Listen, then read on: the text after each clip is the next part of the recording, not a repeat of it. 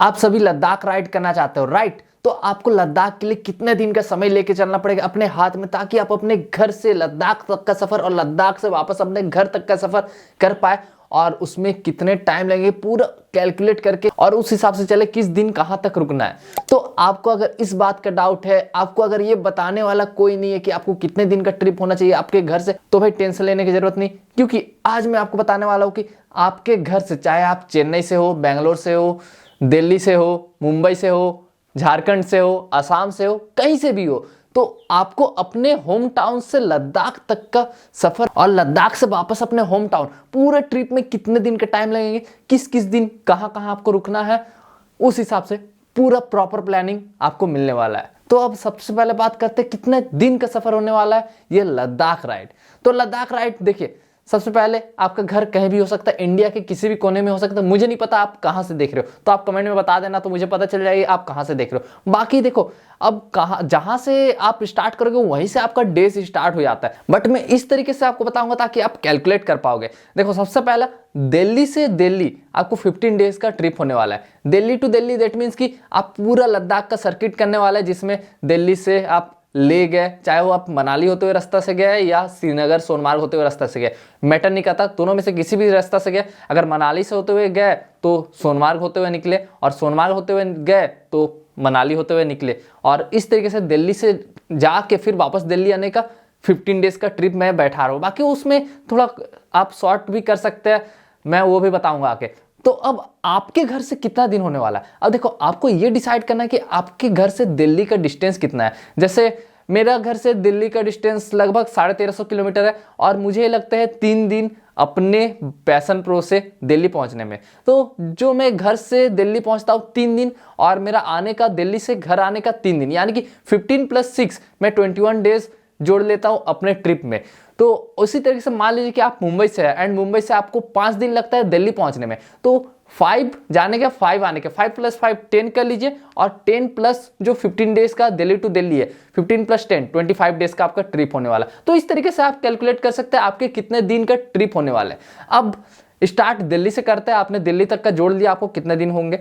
अब दिल्ली से जो आपको निकलना है, पहला दिन कहां तक पहुंचना है, दूसरा दिन कहां तक पहुंचना है, उस हिसाब से पूरा 15 डेज का मैं बताऊंगा। बट उससे पहले मैं आपको बताना चाहता हूं, अगर आप अकेले हो और अकेले घूमना नहीं चाहते हो, आपको चाहिए फ्रेंड नहीं मिल रहे लद्दाख राइड के लिए, तो मेरे पास आपके लिए एक बहुत ही बढ़िया सा सॉल्यूशन है, travelwithdost.com। इसमें क्या होता है कि आपके पास अपना बाइक है या आपके पास अपना बाइक नहीं है, फिर भी दोनों ही कंडीशन में आप लद्दाख राइड कर सकते हैं, एंड आपको कोई 25 से 50 हजार देने की जरूरत नहीं है। आप बस 500 रुपीज में ग्रुप ज्वाइन कर सकते हैं। किस तरीके से मैं बताता हूं। सबसे पहले इनका वेबसाइट में जाना है, उसके बाद लद्दाख का 3 प्लान है, तीनों में से कोई एक प्लान चूज करना है। 500 से स्टार्ट हो जाता है, अगर आपके पास अपना बाइक है तो आप 500 वाला प्लान चूज कर सकते हैं।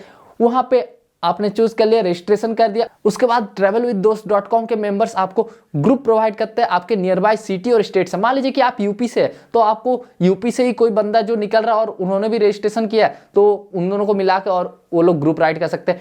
और अगर कोई बिहार से है तो वो भी साथ में मिला दिए, 3 4 5 10 जितने भी हो ग्रुप बन गया, और साथ में पूरा ग्रुप मिलके लद्दाख राइड कर सकता है। और लोग सिर्फ 500 देके ग्रुप मिल जा रहे लोगों को, इससे बढ़िया और क्या हो सकता है भाई। जाओ अभी रजिस्टर करो। अब आते हैं अपने मेन मुद्दे पे, आपको किस किस दिन कहां रुकना है। तो सबसे पहला दिन आपने दिल्ली से निकला, ऐसा तो आप घर से निकल रहे हो, लेकिन घर से दिल्ली पहुंचने के बाद पहला दिन आपने दिल्ली से निकला। दिल्ली से मनाली का रूट बहुत बढ़िया बन चुका है, आप एक ही दिन में दिल्ली टू मनाली कर सकते हैं, बट ये करना नहीं है, ये बात समझ लेना। सबसे पहला दिन आपको रुक रहा है दिल्ली से चंडीगढ़ जाके, चंडीगढ़ में आपको रुक जाना है। सेकेंड डे आपको चंडीगढ़ से मनाली तक पहुंचना है, बहुत ही अच्छा मजा आने वाला है। और अगर आपके पास टाइम कम है, अच्छा बाइक है, तो दिल्ली टू मनाली एक ही दिन में आप कर सकते हैं, बट मैं ये रिकमेंड नहीं करूंगा। आप आराम से ट्रिप को एंजॉय करते हुए जाओ। तो दूसरा दिन रात तक आप मनाली पहुंच चुके हैं। अब थर्ड डे देखिए, बस 100 किलोमीटर कवर करो, ज्यादा नहीं। क्यों मैं 100 किलोमीटर में बताता हूँ। थर्ड डे जैसे आप मनाली से निकले हो तो स्नो कवर्ड माउंटेन एंजॉय कर रहे हो, देख रहे हो, और उसके बाद अटल टनल जैसे आप क्रॉस कर रहे, बहुत ही बढ़िया बढ़िया नज़ारे आ जाएंगे। और आपको अगर कैंपिंग करने का मन है तो आप जिस्पा में पहुंचिए, जिस्पा में रुक जाइए, जिस्पा में आप कैंपिंग कीजिए, बहुत मजा आने वाला है। और अगर आपके पास अपना टेंट नहीं है तो वहाँ पे रिवर साइड कैंप भी मिल जाता है जहाँ पे आप रुक सकते हैं। तो थर्ड डे नाइट आप जिस्पा में रुक गए। फोर्थ डे आप निकल जाइए ले के लिए। सुबह सुबह 8 बजे निकलिए, बारालाचला पास क्रॉस करते हुए आप ले तक पहुंचिए। फोर्थ डे नाइट तक आप ले पहुंच जाएंगे। बट अगर आप रात हो जाता है, आपको ले नहीं पहुंच पाते, तो ट्राई कीजिए कि एटलीस्ट खलसी तक पहुंच जाए, तो ज़्यादा डिस्टेंस नहीं रहेगा। ले के जितना क्लोज रहोगे आप उतना बेटर रहेगा। तो फोर्थ डे मैं एज्यूम कर रहा हूँ आप ले पहुंच चुके हो। फिफ्थ डे क्या करना है, आपको एक्लेमेटाइज होना है, पूरा ले एक्सप्लोर करना है। ले एक्सप्लोर करने के लिए कौन कौन से प्लेसेस है, वो सारे प्लेसेस एक अलग से वीडियो में बताऊंगा। बाकी यार देखो हम ले पहुंच चुके हैं, यानी कि देख रहे हो लद्दाख के खारदुंगला, उमलिंगला, पैंगोंग लेक का वहां पे फोटो चिपका हुआ है, तो कितना बढ़िया लग रहा है। बाकी देखने में मजे आ रहे होंगे आपको। अब फिफ्थ डे हमने ले एक्सप्लोर कर लिया और थोड़ा सा एक्लेमेटाइज भी हो गया। और अगर किसी को ले थोड़ा ज़्यादा एक्सप्लोर करना है तो एक दिन एक्स्ट्रा रुक सकते हैं, बट मेरे हिसाब से एक दिन काफ़ी है यार ले एक्सप्लोर करने के लिए। और जिनको थोड़ा इशू हो रहा है लाइक एल्टीट्यूड सिकनेस हो रहा है, तो वो 2 दिन रुक जाइए, तो वहाँ पर आपका ट्रिप एक दिन थोड़ा एक्स्ट्रा पड़ जाएगा, 15 डे से 16 डे हो जाएगा। बट मैं एज्यूम कर रहा हूँ कि आपने एक दिन ले एक्सप्लोर किया। उसके बाद आ जाता है सिक्स डे मॉर्निंग आप निकलिए नुब्रा वैली के लिए। अब जब आप नुब्रा वैली के लिए निकलोगे तब भाई मजा आने वाली है, क्योंकि उस बीच आपने खारदुंगला पास भी क्रॉस कर लिया। खारदुंगला पास मजा आ जाएगी, क्रॉस किया उसके बाद ऑफ रोडिंग वगैरह रहेंगे। मजे करते करते आप डिस्किट पहुंचो, डिस्किट में मैत्रेय बुद्ध स्टेचू देखो, और उसके बाद आप नुब्रा वैली पहुंच जाओ। नुब्रा वैली के हुंडर में आप चाहो तो कैंपिंग कर सकते हो। अब आप उस रात हुंडर में रुक लिए। अगला दिन यानी कि 7th डे आप सुबह सुबह हुंडर सैंड ड्यूज को एक्सप्लोर कीजिए, वहाँ पे कैमल राइड कीजिए, डबल हम्प कैमल राइड, और पूरे वहाँ के सैंड ड्यूज को एंजॉय कीजिए, मजा कीजिए। उसके बाद आप निकल जाइए इंडिया के लास्ट विलेज थांग विलेज के लिए। तो उस रास्ते भी बहुत ही बढ़िया नज़ारा है, जहाँ पे आपको लैंडस्लाइड वाले पत्थर थोड़े देखने को मिलेंगे, मीन्स गिट्टी गिट्टी वाला पत्थर पहाड़ से गिरे हुए, और ऐसे चट्टान वाले पहाड़ भी बहुत ज़्यादा देखने को मिलेंगे। तो वो सारे चीज़ें एंजॉय करते हुए आप जा रहे हो।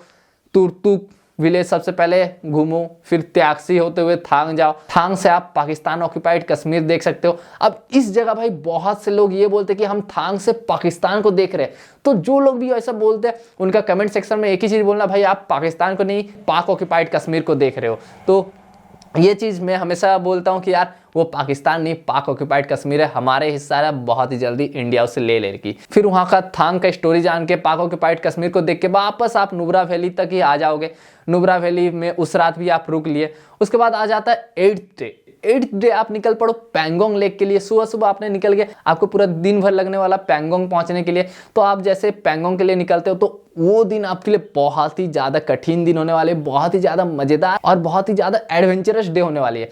ऐसे तो अभी रास्ते बन रही है, बट फिर भी बहुत जगह अभी रास्ता बना नहीं है, तो उस रास्ते आपको ऑफ रोडिंग भरे पड़े मिलेंगे। वाटर क्रॉसिंग, अगर पानी का बहाव ज़्यादा रहा तो फिर वाटर क्रॉसिंग बहुत ज़्यादा मिलेंगे। भाई मज़ा आने वाला, बिल्कुल मज़ा आने वाला है नुब्रा वैली टू पैंगोंग वाला उस दिन।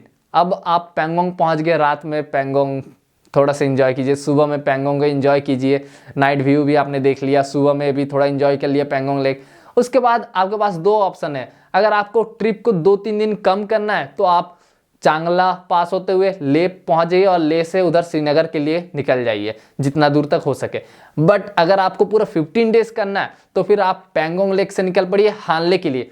वो दिन भी भाई आपके लिए बहुत ही ज़्यादा एडवेंचरस होने वाला है, क्योंकि ये 9th डे में आपको, अगर आप हानले के लिए निकल रहे हो, ऑफ रोडिंग से भरी पड़ी मिलेगी, बीच रास्ते में बालू भरे पड़े मिलेंगे, तो सैंड के ऊपर से भी चलने पड़ते हैं। मज़ेदार रोड है भाई, मज़ेदार, मज़ा आ जाता है बिल्कुल। और रास्ता कवर करके आप 9th डे हानले तक पहुँच गए। अब 10th डे सुबह सुबह आप अपने सामान को वहीं रहने दीजिए जहाँ पर आप रुके हैं, और वहाँ से आप निकल पड़िए उमलिंगला पास के लिए। उमलिंगला के लिए 2 रास्ता है, एक फोर्टिला होते हुए जाने का और एक सीधा उमलिंगला जाने का हानले विलेज से।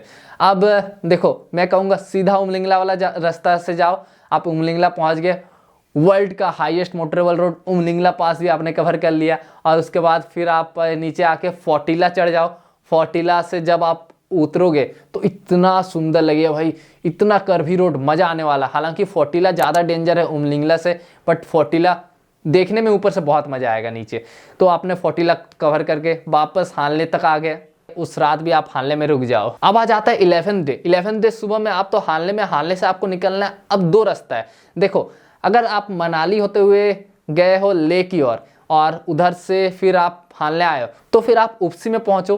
हानले से आप उपसी पहुंच गए, उपसी से ले बस 50 किलोमीटर है और हानले से उपसी के बीच कोई भी हाई पास नहीं है, बट वो रोड भी बहुत ही सुंदर है। तो आप उपसी पहुंच के ले पहुंचो और अगर आपके पास टाइम बचे तो श्रीनगर की और जितना दूर हो सके 50, 60, 100 किलोमीटर जितना भी हो सके आप उधर कवर कर लो।